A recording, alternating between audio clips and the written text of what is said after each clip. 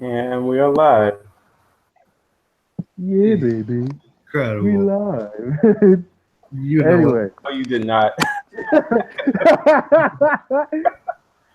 And And we are live. oh, whoa! I just hear echo, mad echo. What is that? You did not. That's coming from another. Hold on. It's coming from a Sorry, different thing. I have the link open in another browser. I was like, that cannot be feedback like 2 minutes later. Well, on that note, welcome to a new episode of the African American Announce Table, the all black wrestling discussion podcast.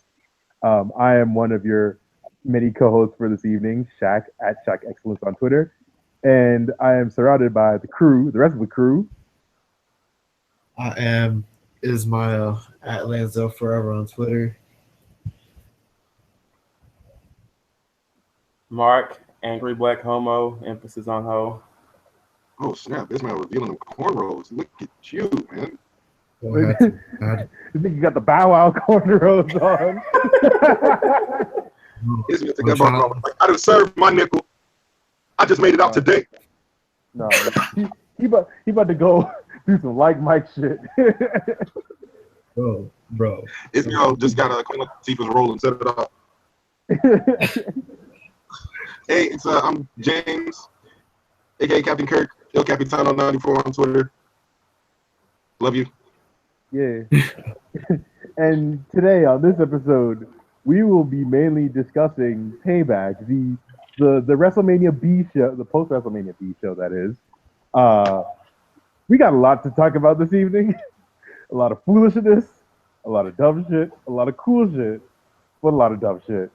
But first, before we do that, we got a little segment that we like to we mostly focus on WWE, but we like to talk about the other companies. You know, we are very inclusive in this very wrestling focused podcast. So it's time to turn to a little corner that we like to call Ishmael's Indie Corner. So Ish, what you got for us this episode?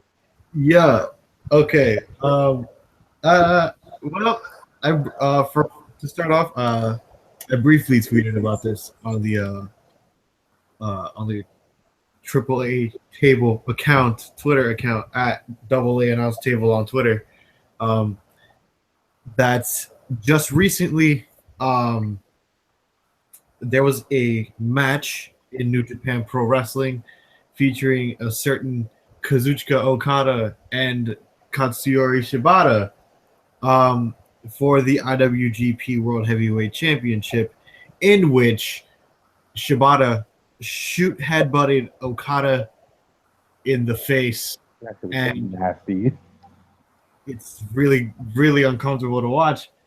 And due to that, the trauma from the headbutt and dehydration and exhaustion, Shibata, the assailant, I guess is the right word, suffered an injury that required immediate emergency surgery, and he may or may not be cleared to wrestle ever again. So I just want to say, Depressing to start the show off with, right? Because that was a grim note.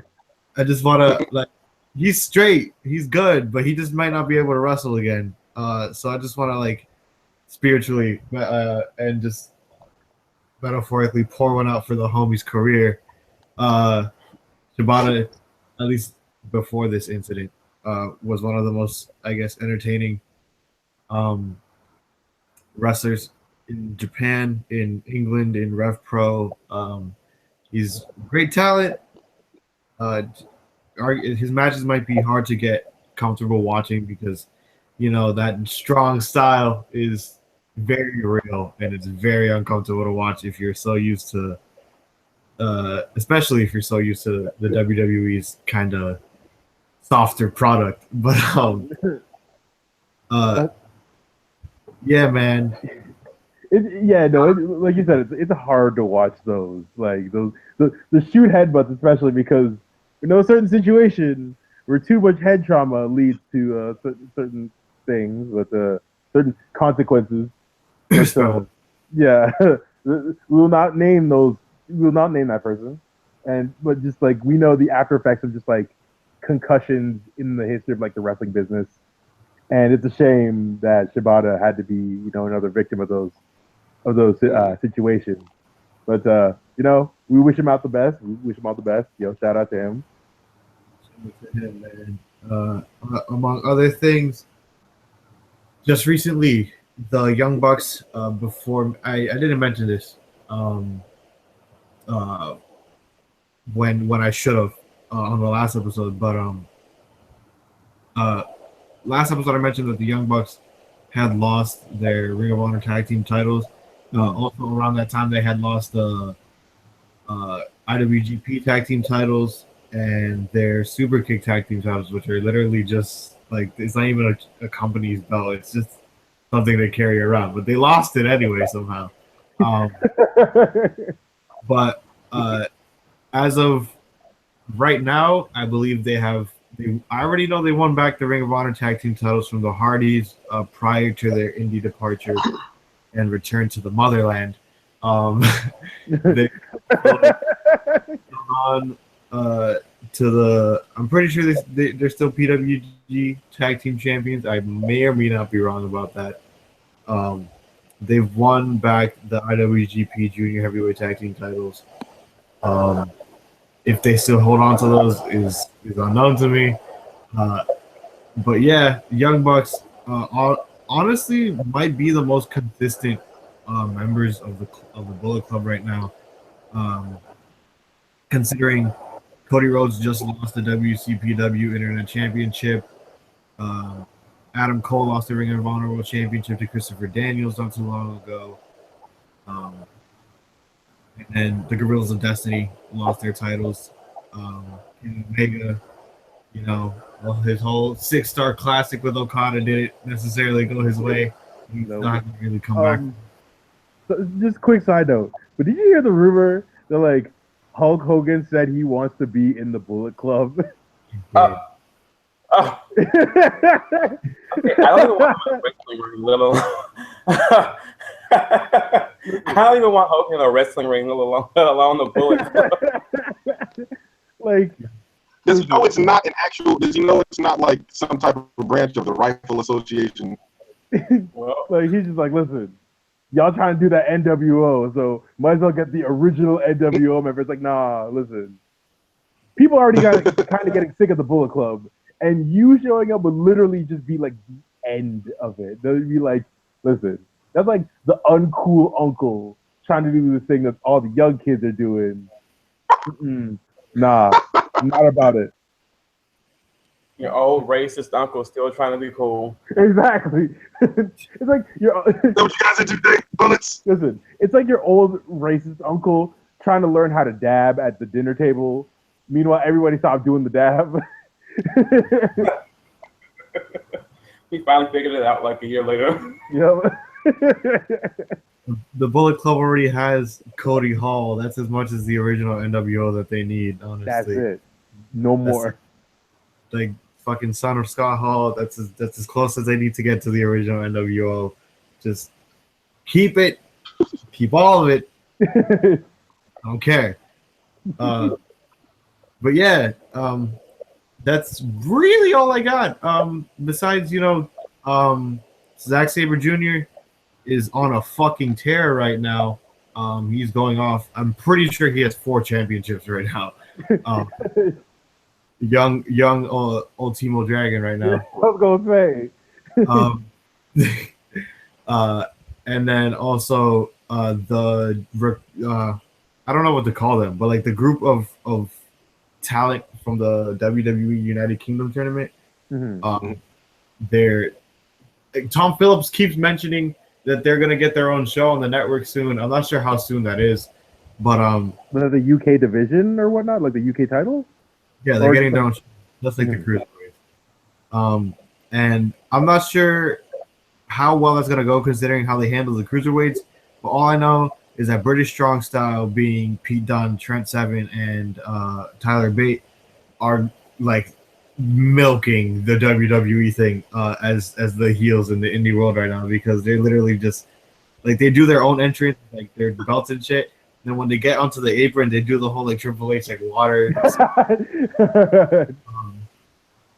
They have a spot where they end up like coordinating triple pedigrees. Like they're really doing the whole like CM Punk Ring of Honor thing where he signed the contract on the Ring of Honor World title. Oh dear Lord! Same thing fucking Seth Rollins did. Pete Dunne is saying he's gonna sign the contract on the Progress World Championship.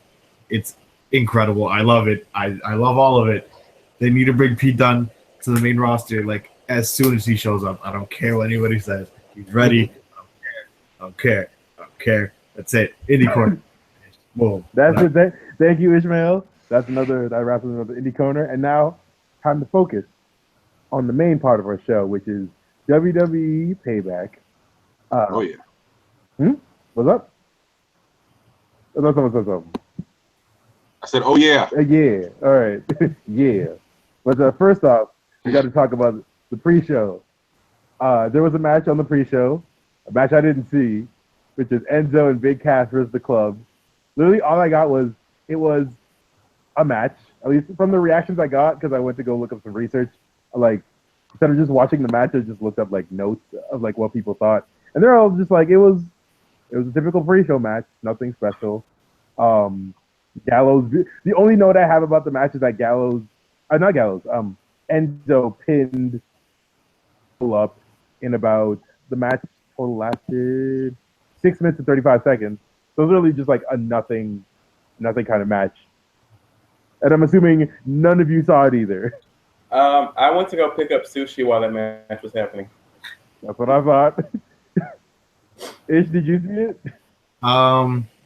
I watched like the like highlight video that the WWE posts on their YouTube channel. It like from just from that alone, because I didn't have the motivation to go back and watch the whole match. Because you're a reasonable human. From that alone, I gathered that Enzo and Cass won, and they shouldn't have, because stop putting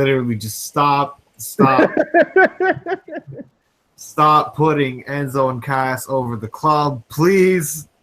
God, they're literally former IWGP World Heavyweight Tag Team Champions. Carl Anderson was in the finals of the G1 Climax. What is happening? Oh my God. I'm still not over Enzo pinning Carl Anderson like 3 months ago. Listen, you know, when it comes to WWE, whatever you do outside don't mean shit. Unless you're AJ Styles. Fuck this. Unless you're AJ. That's the exception. God damn it. I'm so mad. I just get like the fact that Enzo and Cass, like, they're the whole like stop and go booking they have with Enzo and Cass, where they want to put them over when they don't need to be put over, and then when they don't put them over when they need to be put over, it makes my head hurt. Just like they're always gonna be like they're destined to do this forever. They're gonna be the New Age Outlaws. They're literally the New Age Outlaws.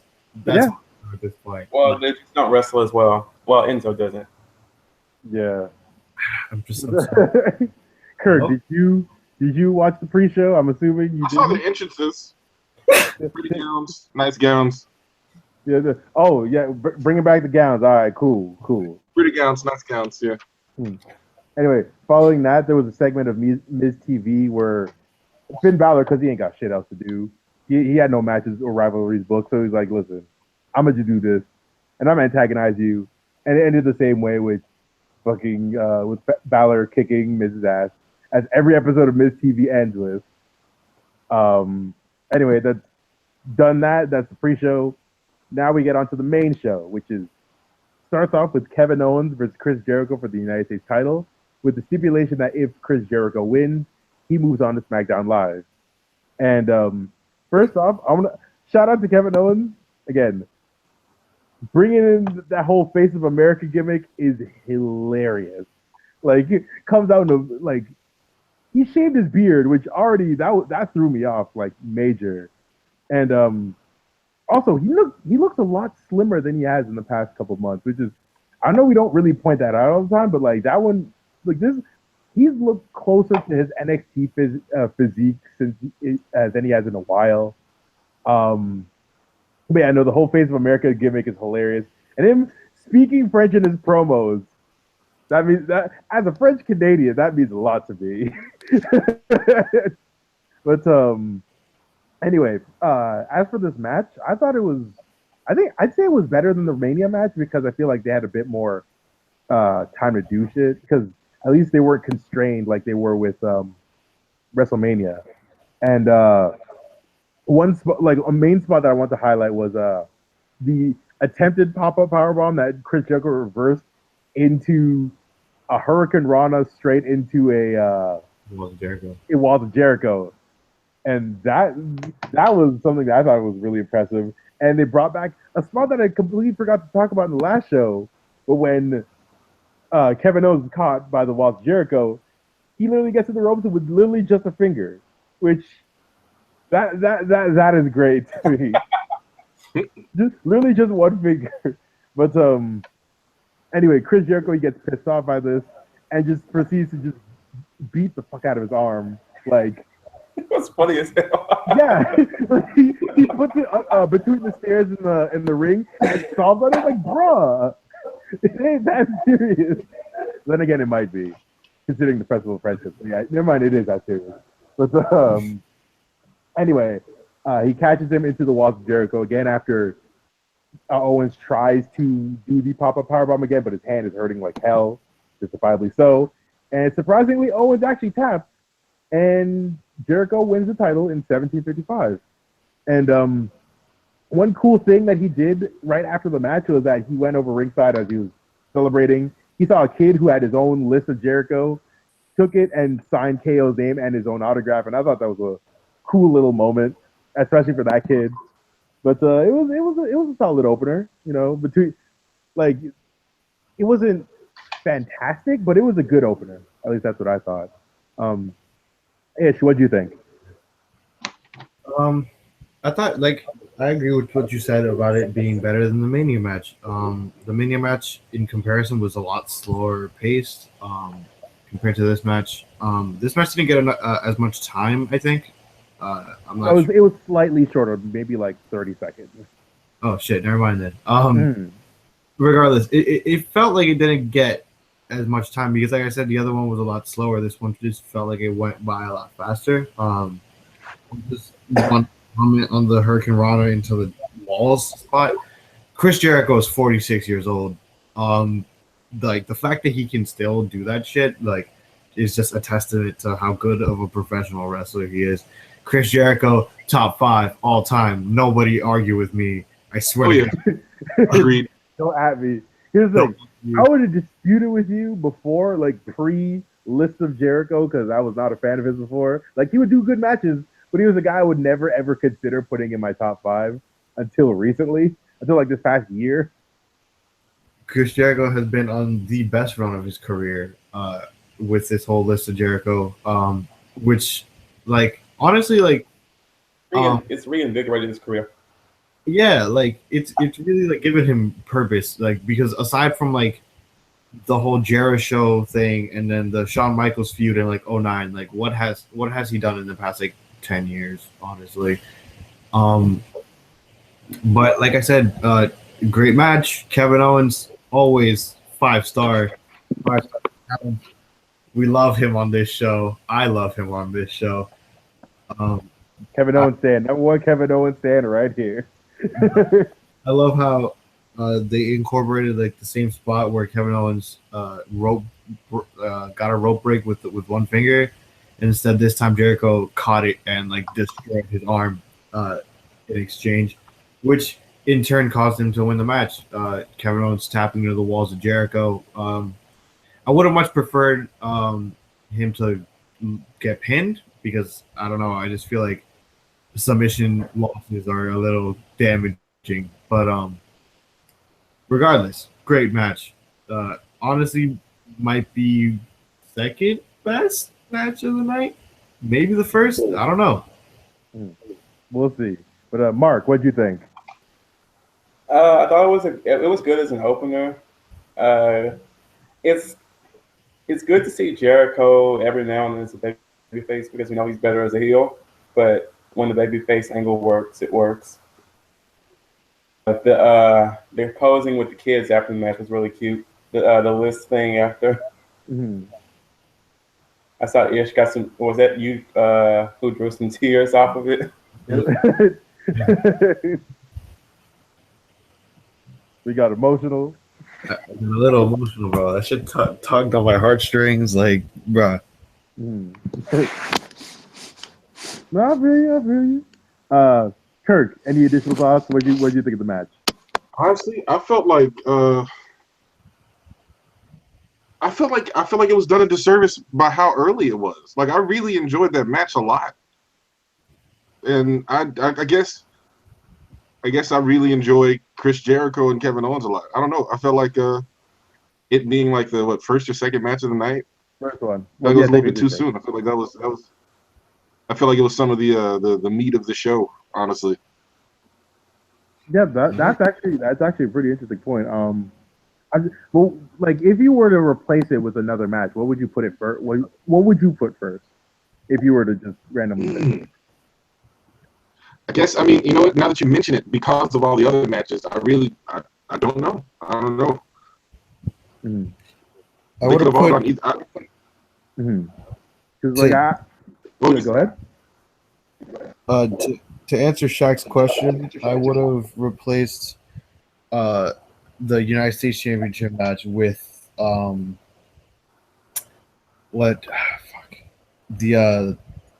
tag title match. Honestly, I feel like the tag titles need to be because I feel like the match placement on a pay-per-view is important, like to dictate like how important the match is, because the closer to the main event you are, obviously the more important the match should be considered.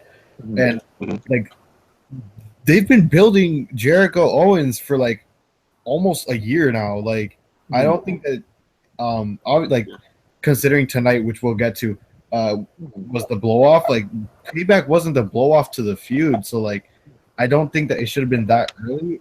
And I also think that the tag titles on Raw need to be established as like credible matches, like performances, before it gets put that high on the show. And like, don't get me wrong, the tag title match on Payback was amazing, but like, I just feel like we shouldn't have like expected that, considering how the tag titles were treated before the Hardys showed up. But like by that same point, like I know you said like closer to the main event and more important it is, but at the same time, I feel like the first match is almost like not as equally important as the main event, but it is very important in the sense that it sets the tone.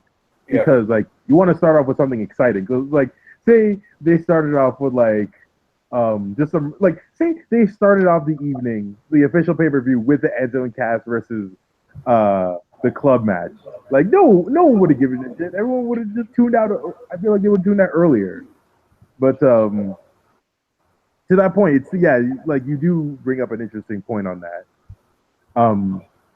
Anyway, next up I want to move on to the next match, which was the Cruiserweight Championship match between Austin Aries versus Neville. I don't think this match was as good as the one for Mania, but then again, that one for Mania was so good that it's almost over the top. That being said, it was still really, really good. There was a lot of great back and forth, a lot of crazy stomps, drop kicks, suicide dives.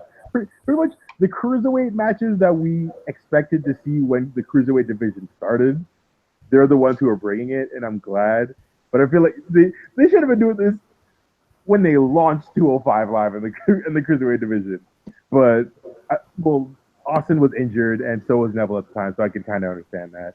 But the only thing I'm not happy about is kind of the finish, which is it's a typical heel finish, but still it was something I was just kind of upset about, where Neville was caught in the Lance Chancery, which I still don't like that name.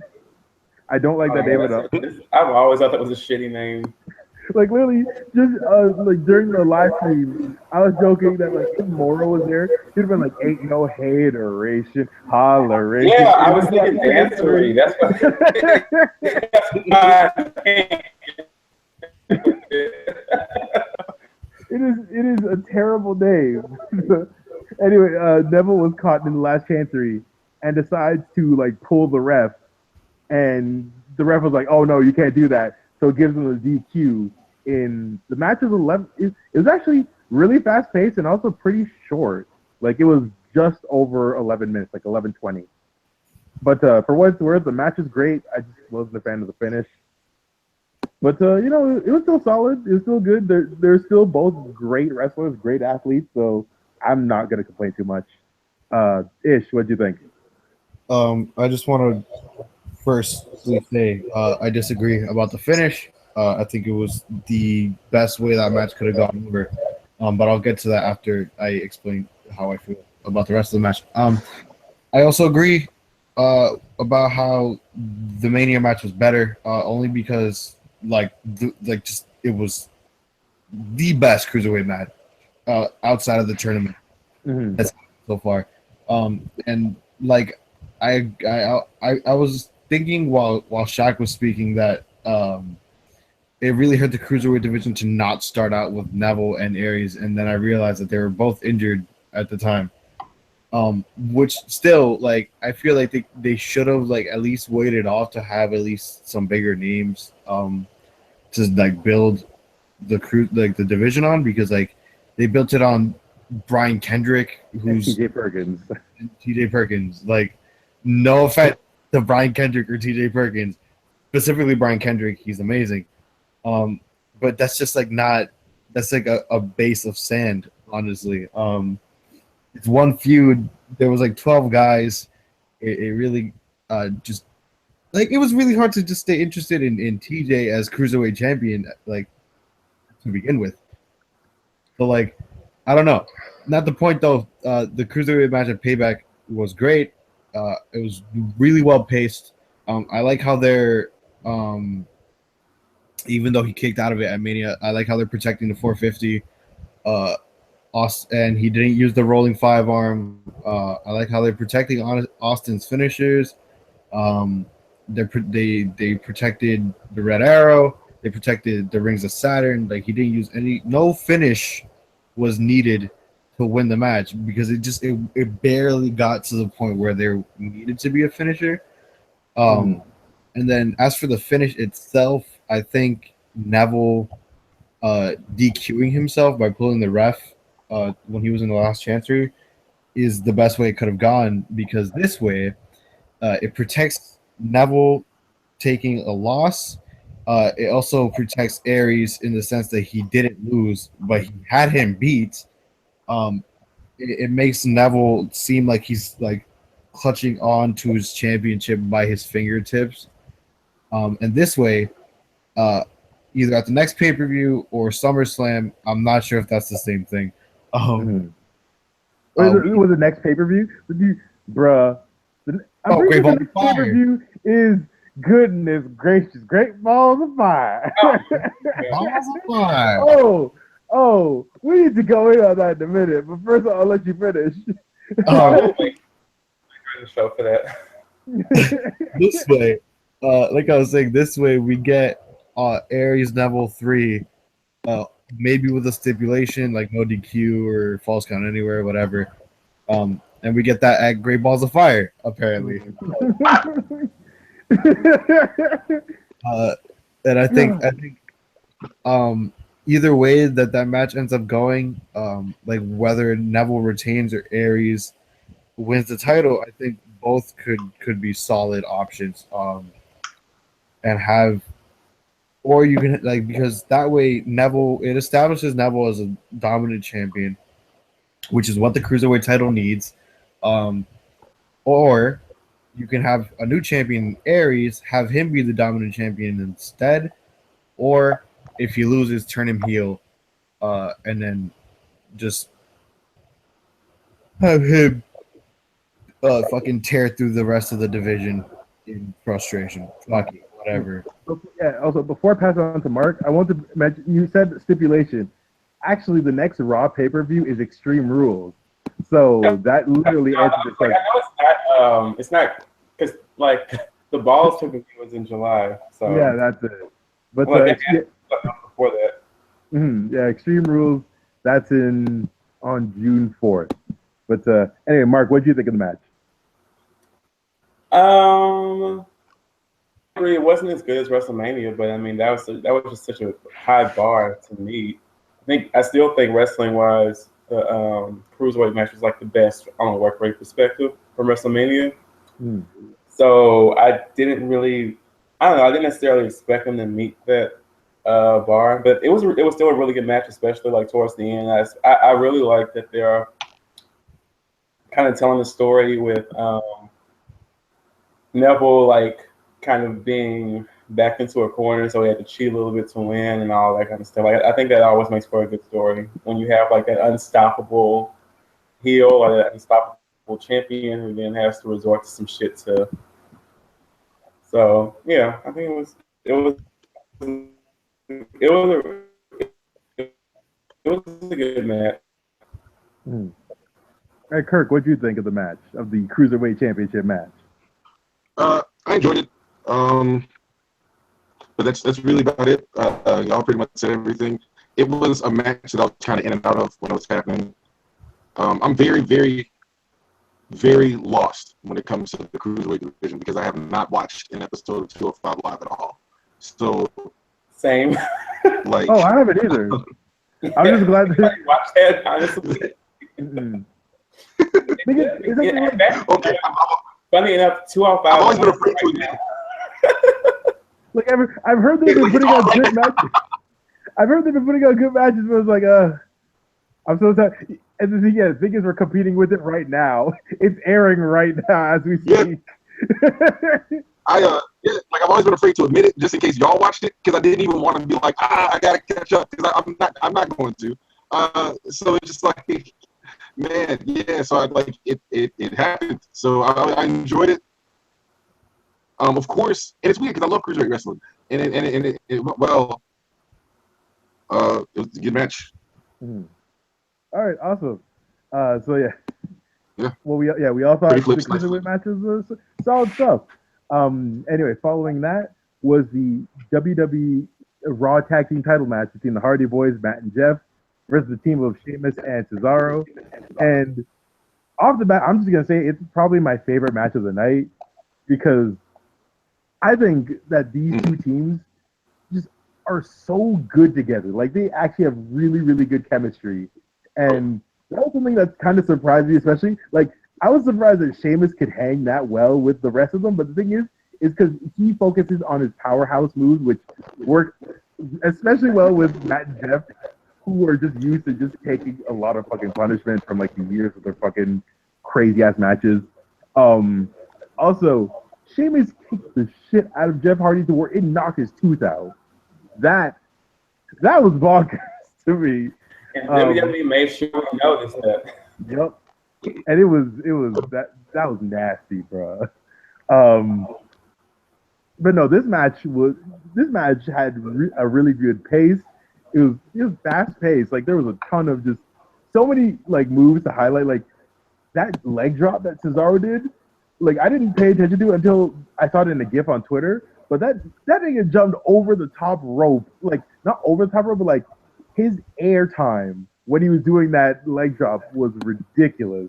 Because Cesaro is ridiculous. All the signature moves that the Hardys do are still really cool, like the Whisper in the Wind, Poetry in Motion, all that good stuff. I want to say the finish. Apparently, according to it, they botched it, right? Like she said, they botched the finish. Yeah. But I forget. Apparently, Jeff was on the wrong side.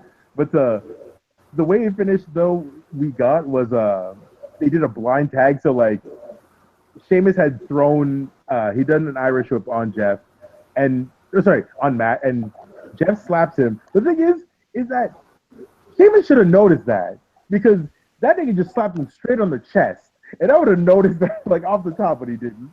But anyway, following that, Sheamus doesn't pay attention. He gets hit with the Swanton Bomb, and the Hardys retain their titles. And after the match, they shake hands. Like all four members shake hands, but then Sheamus and Cesaro come back, turn heel, and start beating the shit out of the Hardys. And I want to mention that Booker T. I know we're not fans of Booker T's commentary, but that was like the best call he's ever had in his life because there was some passion into it. Like that nigga was wilding on the mic. He was like, "Listen, these niggas ain't about business. This is a message." And like this nigga was turning up. Like, if you don't got a chance, just watch the post-match beatdown and just pay attention to Booker's commentary because he was losing his shit. He was like, "Yo, listen, this is a message," and just, he kept reinforcing that for like a minute. Yeah, I guess Booker T had to be the color commentator there. Exactly. Like that's the blackest he's been in a long time in WWE. Even more than Shucky Ducky? Even more than Shucky Ducky. No, Shucky Ducky is some weird like buffoonery. I'm talking about like he got hood with it. If you mentioned a little bit about what you thought of the match, can you talk about a little bit what you enjoyed? Well, like I said, when I said Kevin Owens and Jericho might have been my second best match of the night, this first. I loved it. Holy shit. And I will fully admit, on tape, on stream, whatever, I am a Hardy's mark, and I will be for my life. Every single thing they've done ever, and I'm so biased. Like I don't care. This match is amazing. The Hardys are old. Well, they're not old, but they might as well be because their bodies have been through so much over their almost 20-year careers now. And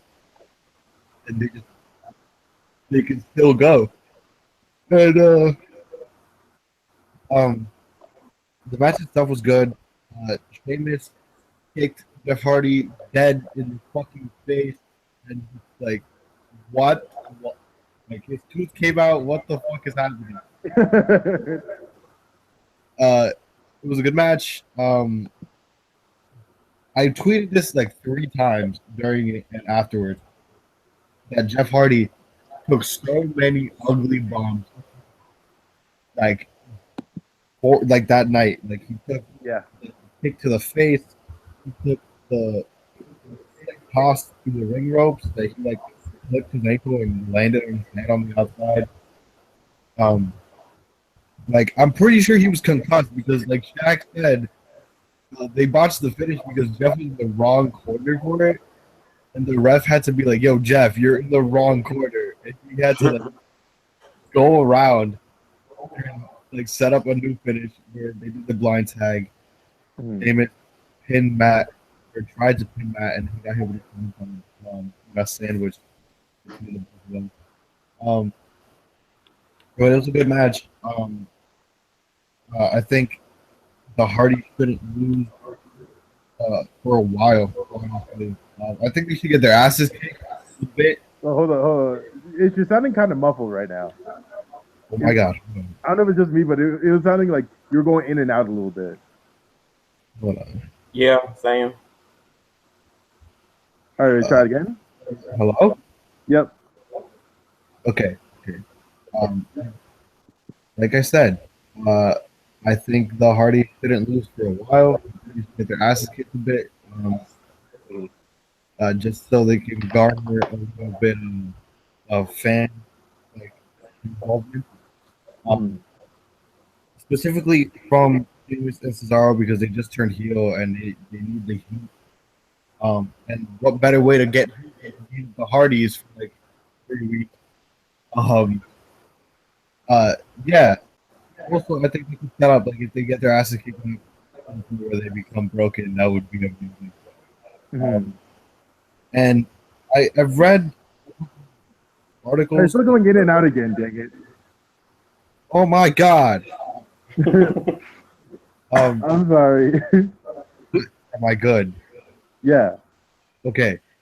Like I was saying, I mentioned that I read a couple articles that are like they're basically dirt cheap. The point is, Supposedly, uh, after the Hardys lose the tag title, Jeff's gonna go on a singles run again, and Matt's gonna become broken. So I don't know how much truth there's in that, but I'm so down with it. Well, I definitely feel like the broken gimmick's coming back for sure. Oh, absolutely. Like they've straight up said that he's going to be broken sooner more rather than later. So What break I'm is it? Pardon? Huh? No, he's going to be broken sooner rather than later. So like I'm assuming within the next like a month or two, like I'm assuming by SummerSlam, he'll already be broken. Oh yeah. But Mark, your thoughts on the tag match? Mark. God dang it, Mark. I love this. Oh my lord. He I mean, I thought it was like There you go. I think as far as like work rate. Hello? Yes? Oh, for a second, because you were frozen for a minute, so like it was quiet on your end. So I was like, oh no. Yeah, I don't know. The feeds are kind of weird this time from like all of us. Yeah. Yeah, like I thought it was a good match. Work rate wise, it was fun to watch. The heel turn. I don't know why I didn't see that coming. Obvious in hindsight. I think it's just because I never want Cesaro to be heel again, but it works for now. Yeah. But yeah, like especially like how they followed it up on Raw. I think it's a good move for them for now. Mm-hmm. Ultimately, fans will be right back cheering him in like 2 weeks, so we'll see. Yeah, pretty much. Like as soon as they stop being rivals with the Hardys, this is all gonna start getting cured again. Pretty much. But Kirk, what do you think of the tag match? I think it's I don't know. I think it's weird that what you call it? Mark just said that you didn't see it coming. Because like I don't know. I had a feeling that it was gonna happen. Like I did not even know it actually happened until you just said it happened. Because when I saw them shaking hands, like I really had to pee.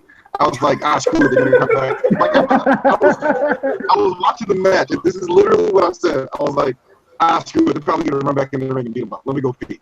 So then I went and I peed, and like I came back and it was all over. I didn't care to check it. And you just said that. I was like, oh, cool, I was right.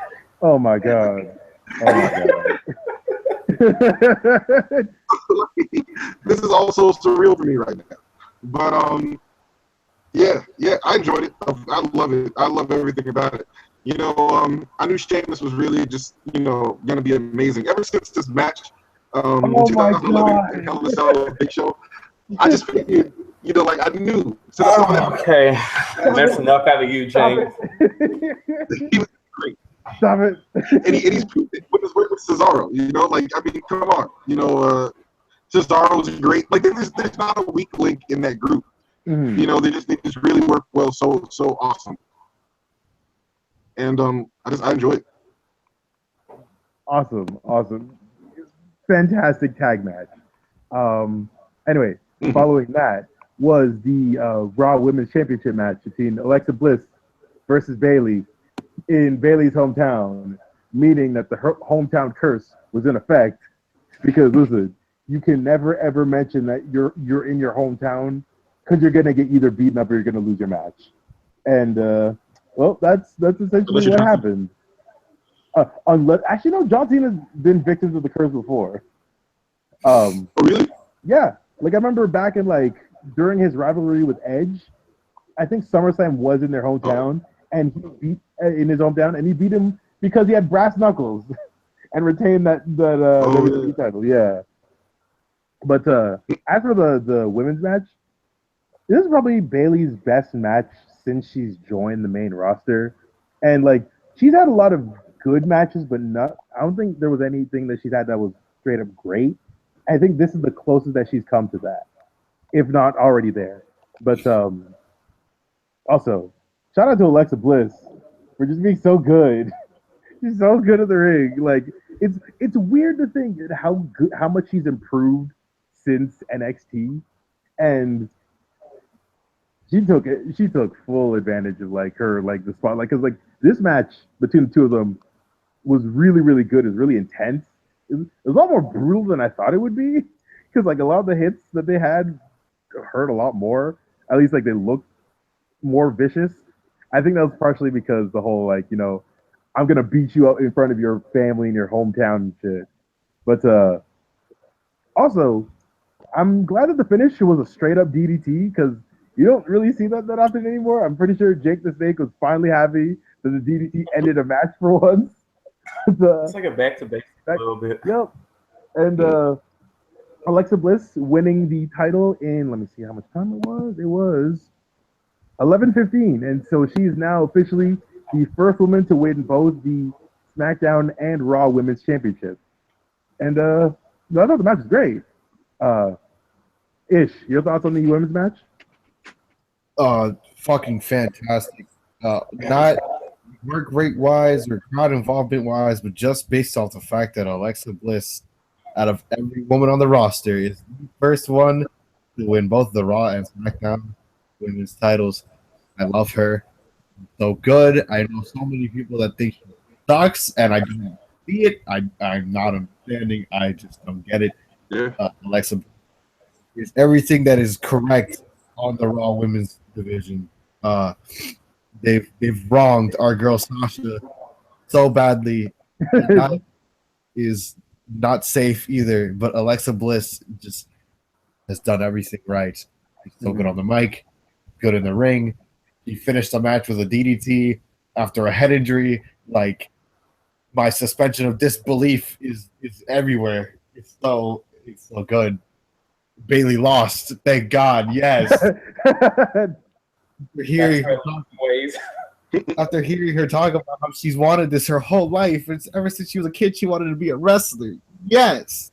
She lost. Man. Oh God. I'm so happy. You are hater supreme right now. Bro, I relate to everything Nia Jax, all the shade Nia Jax and Alexa Bliss have been throwing at Bayley. I relate. I just the same thing with Sasha Banks. Like, everything with Sasha is about Eddie Guerrero or God damn it. And she has to say little girls in every promo. Yeah, little girls. Man, I'm upset. It's just like both Sasha and Bailey, they had both really, really good promos in NXT. But like right when they came to Raw, it feels like they just kind of regressed in a lot of those skills. Yep. Which is, I think it's. Well, I think part of it is NXT gives you the freedom to cut your own promos, right? Like, they give you like bullet points, and then you just kind of fill in the blanks, like the old school wrestling. Yeah. Whereas Raw, like, you have to work off of the script. Like, you actually have to be like they give you lines, so you have to memorize all of them and shoot the exact promo they want you to shoot and all that bullshit. So I think that's part of it. Like, you can't actually put your own personality into it. You have to do what they tell you to do on Raw. That's true. Anyway, Mark, I want to pass it on to you. What do you think of the women's match? I thought this was a really, really good match. I thought this is actually the best match by far of Alexa's career. Yeah. Like, entire career from day one to now. I think that she's taken a lot of the improvement that she had under her belt from SmackDown. She brought it to Raw. She's just gotten even better. And I think she has really good chemistry in the ring with Bayley, which was also a factor. Yes. Because I don't think she had good chemistry with Naomi? With Becky Lynch. Naomi, the chemistry was okay, but it wasn't great. But like, I think she has a good chemistry with Bayley, and it works. And then also, she brings her just immaculate promo cutting ability to Raw, so that just makes it even better. So I think I'm low key, I'm kind of glad that she was the one to get that little accolade of having both women's titles over Charlotte, just because I'm tired of Charlotte having all of the statistics. Literally everything. Yeah. But I think that moving Alexa over to Raw was like absolutely the right move. I think it's benefiting her, it's benefiting Raw's division, because I think on both sides they needed that kind of thing to happen. So, yeah, good things all around. Kirk, what do you think of the women's match? Any additional thoughts? Yeah, it was great. Just about everything y'all said has been pretty much what I agree with. Alexa is like the perfect anti-Bailey, and that's what I love so much. Like, she's just Alexa's just great, isn't she? Like, Right.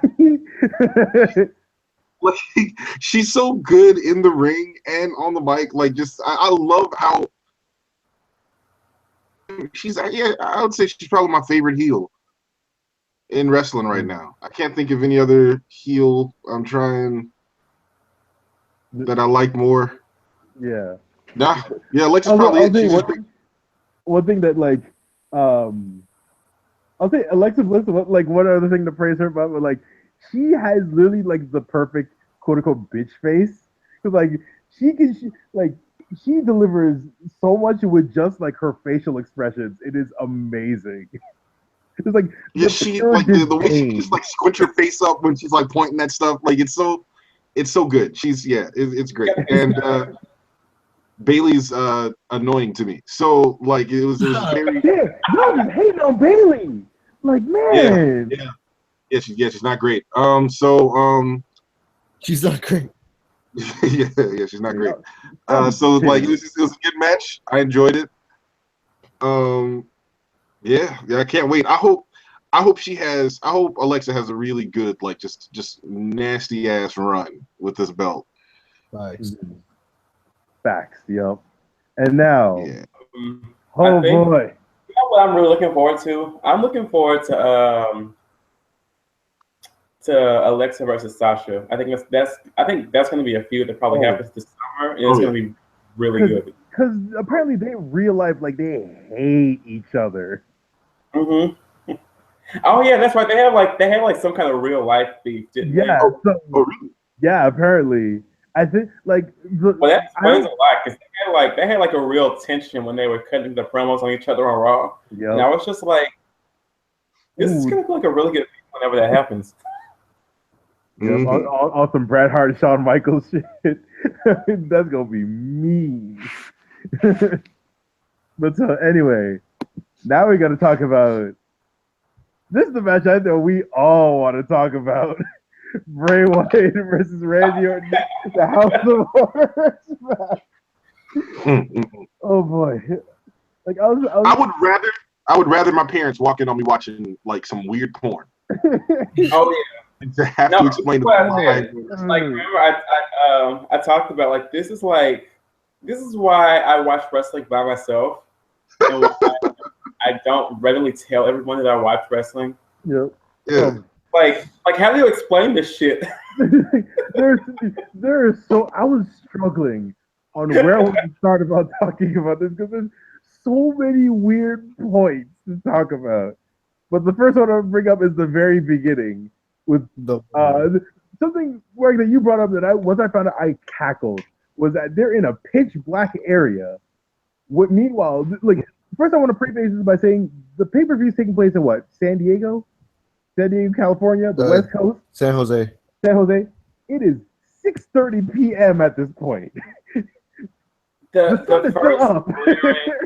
first glaring plot hole in the whole damn thing, like where did they film and this? didn't we have this problem with WrestleMania last year?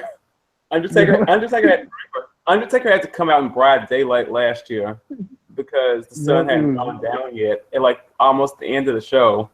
But we're supposed to believe that this match took place at night. Like, okay.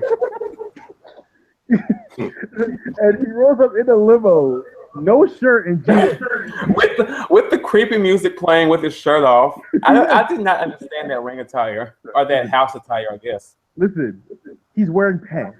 That's the most effort he does. That's the most effort he's done to change his attire this entire match. Shirtless. No, shirt's gotta stay out. He's gotta show them tattoos and everything. But of course, the tattoos are a shirt. Exactly. Quoting Booker T, just business. That's why he had the slacks on, bro. Just business. Were those slacks or were they like black jeans? I think they were gray. So I want to say they were slacks. Yep. Also, shout out to the haunted tractor that pulled up once he left the limo by himself. And him just looking out the window and seeing Bray Wyatt looking like he's at the fridge trying to get some snacks. Then after that, when he went in, the entire first half of this match that took place at this house was just Bray just blindsiding Orton like every 5 minutes. It was his home turf. Basically, like he would show up, like he would disappear, run up on somebody, and then run away again. There was a point where Randy entered a room that was just filled with like bloody baby dolls hanging from the roof, which is so extra. But all right, Everything about this was extra. Yeah, I say this like there's no one part of this that isn't. But yeah, no, they fight all around the house through hallways, bust his hand through the door. But my favorite part was in the kitchen when they're just beating each other up even more. And Bray should decide to slam the whole fridge on this man. Just an entire fridge. The man should be dead, if not seriously injured. Hey, But no, he's just like, listen, that's it. I'm gonna just hobble back to Orton's limo. Hey, driver, take me to the arena. bro, I was so ready for Randy to roll down the partition, like buckle up, Bray. Yes. Buckle up, Bray. That's what I figured. I thought it was going to be like Undertaker when he was driving the limo all those years ago. We're gonna go Like- for a ride, Like Bray. it was going to reveal that he was driving it, but and the thing is that would have made more sense than Randy just randomly showing up to the arena like later that night. Yep. Buckle up, Teddy. Originally, I was thinking of just like cutting that first half, but no, we got to talk about the whole thing at once because this shit, Yeah, you might as well. this shit just got so ridiculous. Like, to bring up the earlier point of it still being broad daylight, they showed the limo pulling in. You still see the sun out. And then, He was inside peeking into the arena in the background. I'm curious. I don't remember. I wonder if because they normally do like that outside shot of the arena when they're doing like hyping up the show, right? Not Between this time. matches. I wonder if they did that tonight and then went like right to because I don't remember. oh, And then it went right to the House of Horrors. we might need to, we might need to check that. But keep in mind, this limo, Uber, whatever. He when they come back and pull the thing into the arena, Bray is still hobbling. Like he's still hobbling up until his entrance. Then he's walking just fine again. Okay, And- can we talk about like that? Like Bray was hyperventilating like 45 minutes later. He was sitting his ass in a limo for like 45 minutes.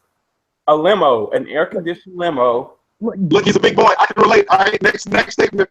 Okay, it happens sometimes you just do it for 45 minutes. Sometimes you don't know he could have had to walk up 3 steps. I have, like we just have. Yeah, but I would imagine that Bray's a little bit more athletic than you, James.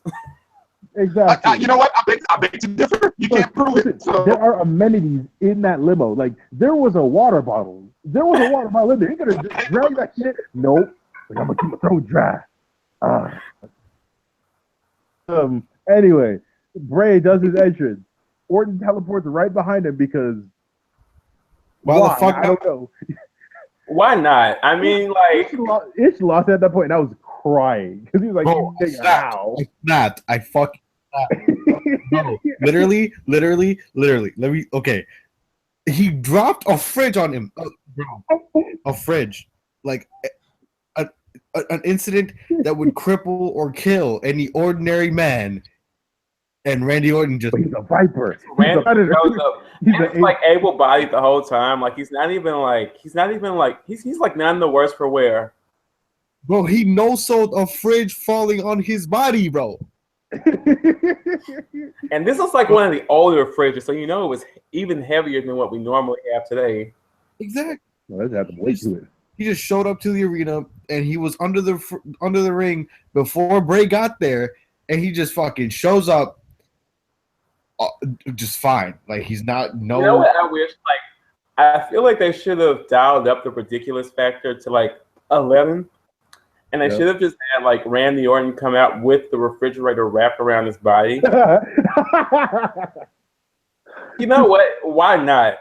You're already doing this extreme level of suspension of disbelief. You might as well just go all the way with it.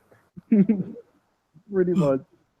But this entire second half is mainly Orton just beating up Bray Wyatt, up until the arrival of the Bollywood boys, or the Singh brothers, as they're now called, apparently. But after Orton fights them off, Orton hits the RKO on Wyatt, and we're thinking, oh, that's probably it. But shout out to our new Lord and Savior, the boy, Jinder Mahal, the God, showed up with the title that he jacked from Orton. Started beating him up with it. And then he was like, listen, I'm going to leave with it. I'm going to keep this. I'm going to beat you with it, and then I'm going to leave. And leaving Orton open for the Sister Abigail for Bray to win in the total about, if you combine both parts, they checked, and it adds up to like 17-10. That's it? That's it. So much time, that much time.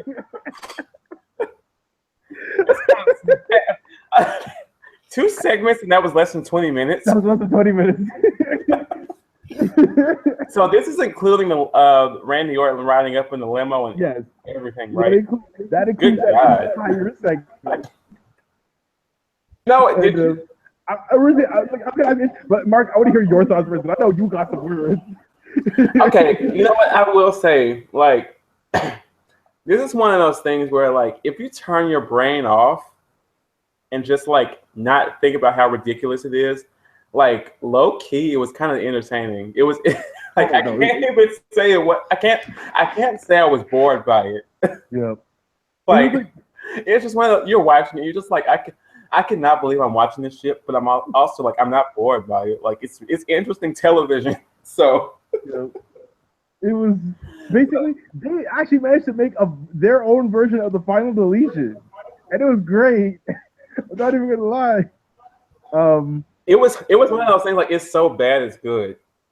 Yeah. Well, the first part. Now, when they went into the arena, it became an in-ring match. That's a different story. Like it went way downhill at that point. But the stuff in the house, like that was so bad it's good territory. So like what I really love though is like all of the memes and all of the tweets that came out. Oh, people were ham. Did y'all see the one that said Trump supporter breaks into a house of suspected Hispanic? What ends up happening is a homeless person attacks. Hello? No, my favorite one is still the one that's like, listen, this is day 6 of the Fire Festival. He broke into this random abandoned house. I didn't see that one. What the hell? Like, I was so focused on the memes that I literally didn't even pay attention to the next match that happened after, but we'll get to that. Kirk, your word, some words about you have some words about this match, this House of Horrors. Yeah, it was great. It happened. I like it just trying to find words. It happened, and I don't know. I loved every single bit of it. It was just goodness, man. I tell you that they really stumped me on that one. They really stumped me. I didn't know what to expect. Like, what do you say? I didn't know what to expect. I had a lot of guesses. Let me tell you, I had a lot of guesses, and none of them were that. Not one. I can honestly say, as much as I complain about WWE being predictable, I did not predict 1 second of what we saw. It was different. You got to give them that. Oh boy, yeah. That's one of those things you got to do like once, like not even like any sort of frequency. That has to happen random. Like just don't tell anybody. Just let it just randomly happen. Well, I feel like they didn't figure the shit out until like the week before. Exactly. So, I remember reading that like like obviously that didn't take place in California because it was during the day, but like I read that was from a house that was like, because I think the last city they were in like was in the Midwest, and they taped it somewhere there, went in some house that was like on the market, and then they edited it and did all the shit with it, and then they showed it on Sunday. Yeah. I remember reading that like right around the time that they announced the match, they had no idea what it was gonna be. So they sent polls to a bunch of people like through emails like, what do you want to see in a House of Horrors match? And so they just combined every single suggestion into like, I bet every single one of those rooms is like I want to see a room with like babies floating up from the ceiling. Like I told you I expected a meth lab. I'm mad there was not a meth lab. I was expecting. I feel like there was, but because I feel like if it was still TV-14, they probably would have had a meth lab. I was hoping for snakes. Just a random room with just snakes. They go like, listen, this is not your house, just your House of Horrors. And just have they projected the room, they projected the thing of maggots onto the ring at WrestleMania. They might as well do a ring of snakes. But like they go full, like Randy just goes so extra with the room full of snakes. They have like, he just has like Anaconda playing on a TV. Okay, that's enough out of you, Shaq. Ish, need some words from you about this match? I just want to say that I could say so much about this match, but all I really care about is that this match has established that Jinder Mahal is the true WWE World Heavyweight Champion. Nothing else mattered.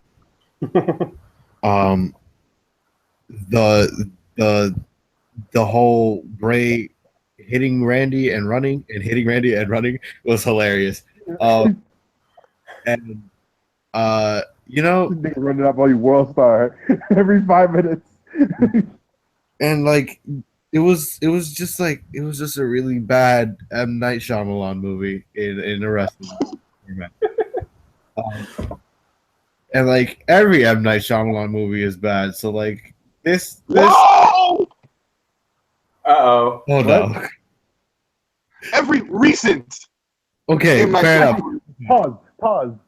I heard Split is good. I still need to watch Split, but I heard it was good. So I'll give him that. I'll give James that. Recent M. Night Shyamalan movie is bad. This one is an exception. It was, and like Mark said, it was so bad that it was good. Like it was just the first half. It was just so entertaining to watch unfold. I was fully expecting like a blatant ripoff of the final deletion. It wasn't that. I'm so glad it wasn't. Like I really wanted there to be a boat or fireworks or something. Like I want Sleeper Benjamin to be the limo driver. Yes. Gun to go all out. I just wanted something that was just like a blatant like middle finger from Vince McMahon to Impact. That would have been great. But overall, the House of Horrors was truly a House of Horrors. I'm glad that Randy lost. I'm glad that it was because of brown people. Hey. Oh yes, that was one of the memes too, right? Yep. Shout out to Mr. All Lives Matter losing because of brown people. Randy, All Lives Matter, Orton losing thanks to brown people. I love it. All lives matter except Randy Orton's. That's about it. Listen. I'm waiting for the gender renaissance.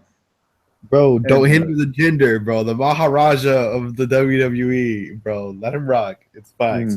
Yeah. Anyway, time to move on from that, whatever it was. And like I said, the next match was one that I really didn't pay attention to, unfortunately, which was Samoa Joe versus Seth Rollins. And the thing is with this rivalry is that it's not really super interesting to me, at least. Like we all know that both of these guys are very capable workers. They're both fantastic wrestlers, but just like. But that doesn't. It's not That interesting. it doesn't guarantee chemistry just because you have two talented workers. Exactly. I don't think it's much chemistry as much as it's just like the story isn't compelling because it's like, oh, Samoa Joe's pissed off because of what happened to Triple H and Steph, and like, all right, cool, but I feel like they both need something different, like either a different story, like different motivation or something that could propel it, because they're both capable of telling a very good in-ring story. But I think this one, just the story wasn't strong, and I kind of suffered from as a result. Um, I was also kind of confused by the finish, but I was kind of like, all right, okay. Where because the whole match, Samoa Joe was just beating the piss out of Seth, and especially focusing on the bad knee, as they call it. And Joe had like Seth is never going to be able to have a healthy knee. They're just going to work the knee for like the rest of his career. at this point, he might as well just have a shirt called the Bad Knee TM, just trademark it. But anyway, Joe had Seth caught in the cookie to clutch, and Seth turned it into a roll up, and he snuck a win. He snuck a pin onto Samoa Joe in about 15:55. It's Joe's first pinfall loss since he debuted on the main roster, which is a weird way to end that, but all right, cool. Man, no, it was an okay match, but it's one where, considering the House of Horrors match that just previously happened, A, I was exhausted, and B, I was just focusing on the memes about that match. But yeah, that's true.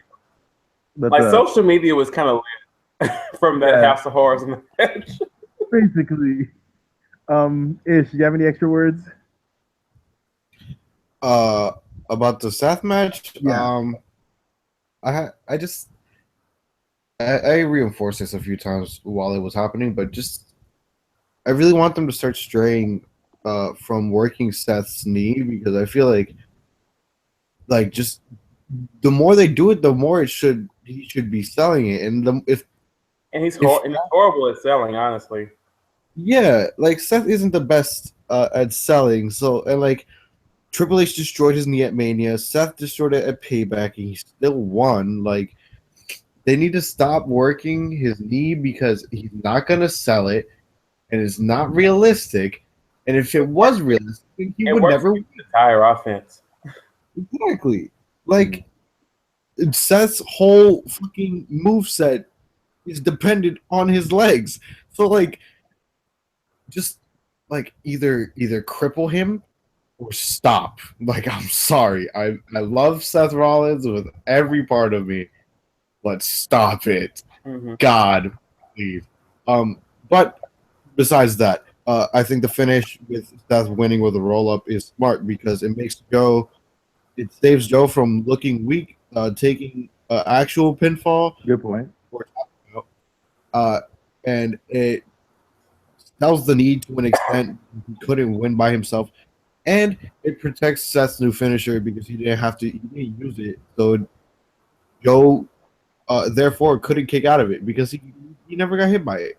So that's true. Yeah. And now that you say it like that, okay, I appreciate it a bit more. Kurt, do you have any thoughts on this match? Mojo versus Seth? Nah, what's happening? I'm not really interested. Even though I love them both, it just doesn't seem like an organic rivalry. Yeah, like it's on a guy who's literally not like active on the roster. Like Triple H is focused on NXT. Like Triple H has become a background figure, but he's supposed to be like the central figure of this feud, which makes no sense. Pretty much. Yeah, so it just happened. Yeah. Hey, Mark, do you have any additional thoughts? I had a thought. I forgot it. The match was fine. I just don't remember it. I mean, like, I will say one of the issues with Seth Rollins is it's like, and this goes back to what we were saying with what Ish was saying in his commentary. Like, Seth Rollins, he's such a great wrestler, but he also sucks at selling.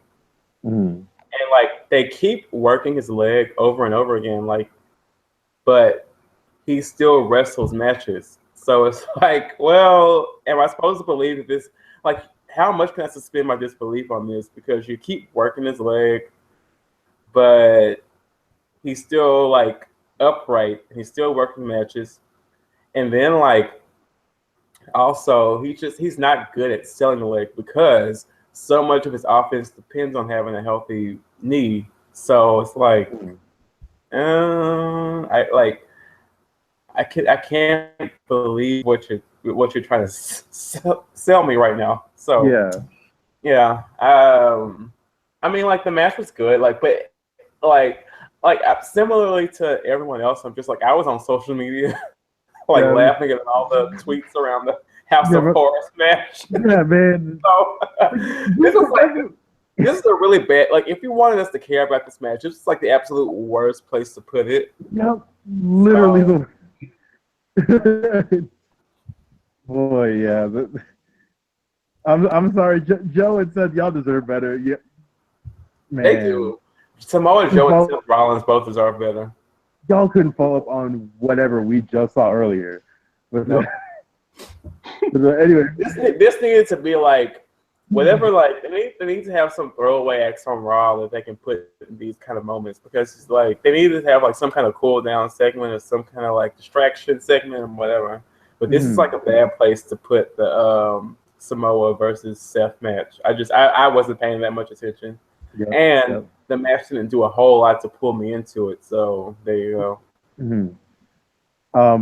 Anyway, finally, we're gonna go on to the main event of Roman Reigns versus my favorite wrestler in the world right now, Braun Strowman. Man, okay. First off, we need to preface this with, between the time of WrestleMania and now, that they did, Braun is responsible for maybe the greatest segment I have ever seen on Raw, which is the post-match super beatdown. Oh my lord. The triple beatdown of like when Roman Reigns doing an interview with Michael Cole and starts beating him up backstage and like tosses him over a wall through a table and leaves. And they're putting him on a stretcher and he comes back and tosses him over the damn steps, looking like freaking Rey Mysterio.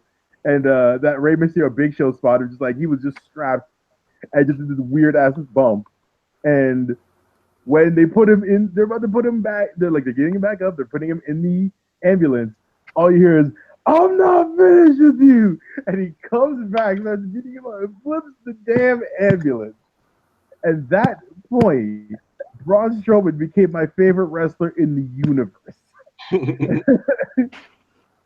Oh my lord! So this whole match, the rest of the week since that, they booked Braun basically better than they booked Lesnar. Like, he's basically a better version of Lesnar. Like, what Lesnar was like 2 years ago is what Braun is now, which is like this super force of nature, I will destroy literally everything in my path kind of wrestler, and it's been fantastic. And so when this match happened, I was terrified that Roman would just shit on all of that in one really, really terrible match. And he didn't. I'm surprisingly glad about that. He showed up with like a couple bandages, despite the fact that he was in a damn ambulance flipped over with him inside it.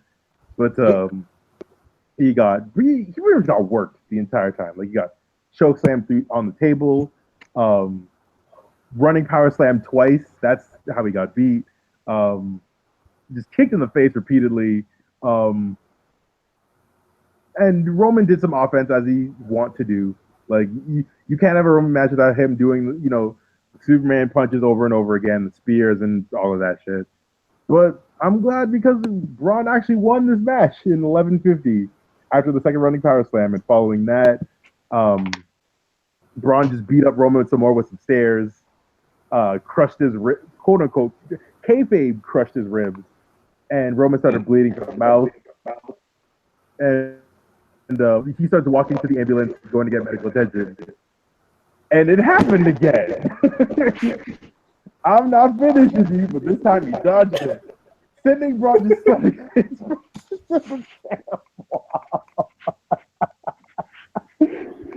Oh my god. I'm gagging over the fact that was trending on Twitter for like 5 minutes, but it was trending. It was trending on Twitter. WWE, if y'all don't have a "I'm not finished with you" shirt by the end of the month, y'all are doing something stupid. Because I will buy that shirt so fast. Like, oh my god. As for this match was fun. It was just Roman getting his ass beat by Braun. Braun looking strong, and that's all I got. Sometimes I just need to see a man get his ass beat. Braun beating somebody. I just need to see Braun beating somebody up, and I'm good. Shout out to the Braun Hive, gang, gang. Ish, the other member of the Braun Hive on here, yo, gang, gang. What's up? What do you think? I just want to say this match is quite possibly the most blissful experience I've had as a wrestler. I've watched wrestling for as long as I can remember. I'm 17. I've watched it for maybe 15 years. This is the best thing I have ever seen. Everything is just perfect, top to bottom. I love everything. Gets washed for a good 20 minutes. Then he gets pinned clean, and then Braun Strowman absolutely destroys him afterwards. And I just, everybody on Twitter was talking about the crowd's chanting he deserves it when he's fucking bleeding out of his mouth. Am I supposed to feel sorry for him? Get thrown up. No, absolutely not. It's not happening. Fuck Roman Reigns. I don't care. I'm so happy that he lost clean to Braun Strowman. He beat him. I forgot fucking Fastlane. I don't know. Yeah, Fastlane.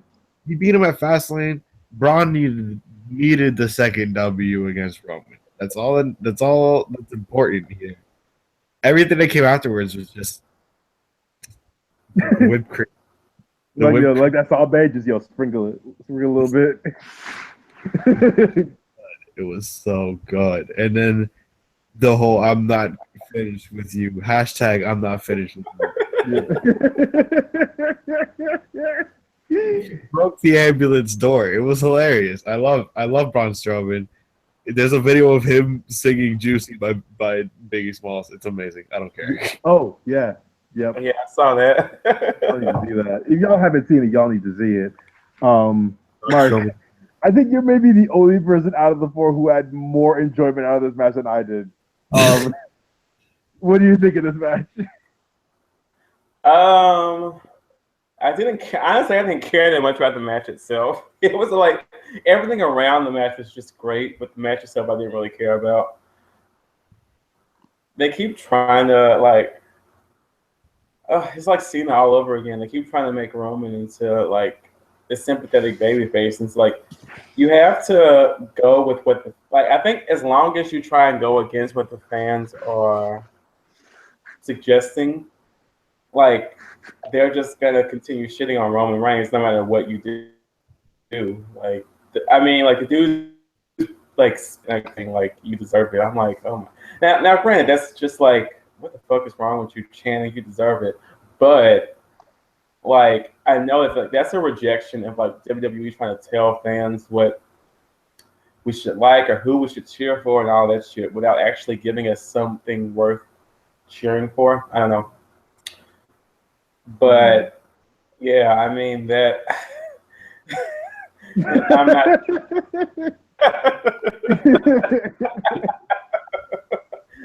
Oh my god! I watched it. I think I watched it at least like since last night. Oh my god!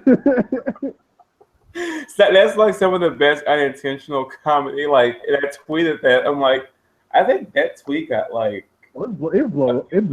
Yeah, it blew up. Burnt my phone up. Made it hot. Yeah.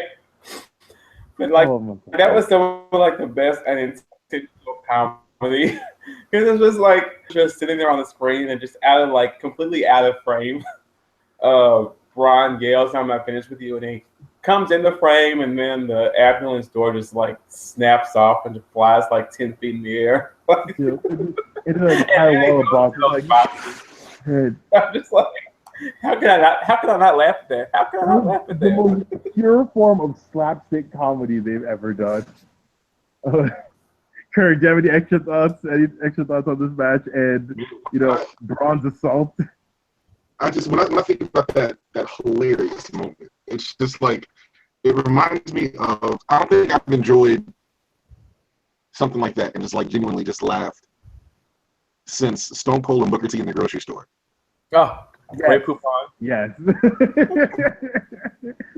That like that's what that reminds me of, and I really hope that's what that this rivalry keeps this type of like energy, like where Braun is like, I want Braun to stay over. I want to keep watching Roman Reigns get beat up. I think Braun might be the most over person in like on Raw right now. Yeah, like I enjoyed that. It's weird. I'm just like Mark said, like I enjoyed that ending part more than the match. I don't even remember the match. Like just goodness gracious, just that assault that Braun brings on Roman every time. It's so great. Yep. Oh my lord. And on that, like that wraps it up for Payback. But my God, if y'all haven't seen that Braun moment, please go see it. Absolutely hysterical. Like watch it 10 times, watch it 20 times. Show with your family and friends, but like just show them just how ridiculous wrestling can get. And it's no, but don't show them the House of Horrors though. They don't need to know it gets that ridiculous. Oh no! Don't show them that. Listen, if y'all are gonna introduce somebody to wrestling, do not start with the House of Horrors. Because listen, when it was airing, I was watching on my computer, and I was in the kitchen, right, making some food, and my mom walked in, like she was also making some food in the kitchen, but she saw it. She didn't say a single word. She just left the room. She was like, nope, not gonna say nothing. Just left. And so that was the point. I was like, yeah. Wrestling that's what I'm saying. Like, how the hell can you admit to someone that you watch this shit? Yeah, like no, she's known I watched wrestling for a long time, but that was one of those times that she's watched it, hasn't said a single word. Like she's like, can't tell you nothing. I'ma just go. But, on that note, I think we're gonna wrap it up for our Payback discussion. Overall, I thought it was actually a surprisingly good show, especially for one that like I didn't care for. It had a lot of really, really good matches, like mostly good stuff. And I don't think any of the matches from a work perspective were bad. Mm-hmm. If it wasn't if it wasn't good, it was entertaining. Yeah, you can't say you were bored watching this. Nope. Especially not. But any final thoughts you guys have on the pay-per-view? I thought it was surprisingly solid, honestly. Mm-hmm. Kirk, do you have any extra words? No, just I enjoyed it. It was great. Great. Mark, final thoughts? Surprisingly good show. Better than what I would expect from Raw. Mm-hmm. Like the House of Horrors match went way downhill when it went into the arena, but aside from that, like I enjoyed every match on the show. Mm-hmm. All right, yeah, thanks guys. This wraps it up for our discussion on Payback, and I think that we're gonna call it an episode because I think we talked out everything that we need to talk about, especially that House of Horrors match, because that in itself was an ordeal. Oh my God, the beef coming from this pay-per-view already. Yeah, like people, like if y'all haven't taken the time to go find memes about that House of Horrors match, please do. Or especially, you know what? Actually, you can do one better.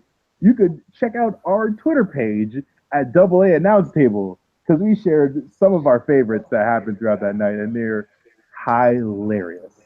Also, I legit screaming at a couple of them. Yep. They're fantastic. And also you could just, you could tweet at us and stuff. We always answer back, ask us some questions, you want to share some cool stuff. We're always here. In fact, you can also follow us each on our own personal accounts. You can follow me personally at Shack Excellence. That's on Twitter, Instagram, Snapchat, Shack Excellence. That's all that. Where can they find you guys? You can find me on Twitter, Instagram, the work at Lansdale forever. And you can find me at Angry Black Homo, HOEMO, not HO. I'm on Twitter, Facebook, Instagram, and Snapchat, all the same name. You can find me at Il Capitano 94 on Twitter, and on Snapchat I'm Bitter Cocoa Man, all one word, Bitter Cocoa Man, and yeah. Can you separate on Snapchat? Yeah. Huh? Yeah, you can't separate no damn words on Snapchat for your username. Yeah. Just wanted y'all to make sure like that y'all knew that it was all one word, just in case y'all thought I did something impossible. Yep. Also, if y'all are listening to this on like SoundCloud or Good whatever, looking out.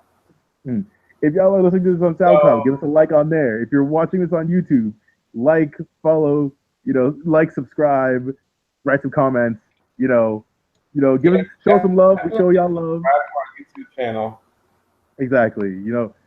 Just spread the word of the announce table. Spread the word of all this black excellence all up in your ears and your eyes and all that stuff. But Also, on that note, wait. yes. Wait. Ooh. I just want to say we have merch coming. People. Wait, what? Oh, yes. Actually, yeah. New logo coming soon. Merch coming soon. We will update y'all on that when it happens, but it is happening very, very soon. And before we do that, I want to shout out to What a Maneuver, because they're going to be the ones helping us distribute this stuff. And they are a fantastic page. And yeah, just shout out to them. Follow them on all social media accounts. Thank you, What a Maneuver. But on that note, we are going to say good night to everybody. Yes. Because we will see y'all at the next pay-per-view, which I believe is Backlash, which is happening a month, I want to say. Let me see. It'll be happening very, very soon. It is. I would like to read a very appropriate sign-off tweet, and I would like Mark to sign it off as soon as I'm done reading it. What? Wait, what? There's a tweet that has come across my timeline that would be a ace way to sign the show off tonight. Okay, and that is. This is from the Iron Sheik himself. Oh boy. Good night, Earth. I wish everybody be a little bit more like Iron Sheik and a lot less like the jabroni Hulk Hogan. Yes. I can't dispute that advice. All right. We'll just leave it on that note. Thank you guys, dude. We'll see y'all at Backlash. All right. May 21st. So we'll see you sometime during that week. Right. Till next time. Later, y'all.